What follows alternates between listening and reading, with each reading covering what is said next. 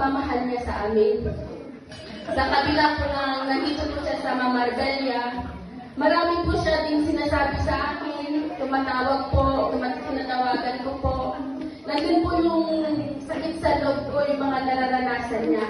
Kasi hindi niya po na-deserve yung ganong treatment kasi deserve niya po na mahalin, deserve niya po na respetuhin. Yun po yung, kung nagsasabi siya sa akin, naiiyak po ako, naiiyak kasi ayaw ko pong maranasan niya yung karanasan niya gano'n. Ngayon, talaga pong deserve po yung nararamdaman ko kasi nakikita ko po siyang masaya. Inahalin po siya, tinanggap niyo po siya, si Ate Presino, tinatawagan niyo siya na, tawagan niya si Mami Tina para makasama niya. Pero God will make a way po, di po ba, na nandito siya. Ang masasabi ko lang po dito sa Jeremiah, alam na po natin lahat to sa Jeremiah 1:5, before I formed with the womb, I knew you. Before you were born, I set you apart.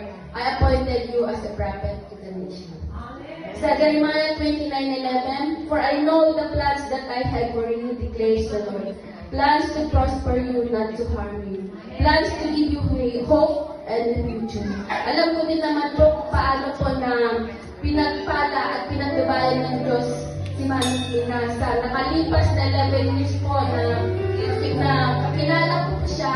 Nandun po yung miracle, himala ng Diyos na ginagawa niya sa buhay ni Mami Tina, lalong-lalo na po spiritually. Kasi dito ko po nakita talagang lumago si Mami, dito sa Spain.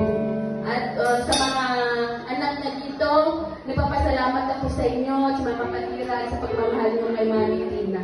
God bless po sa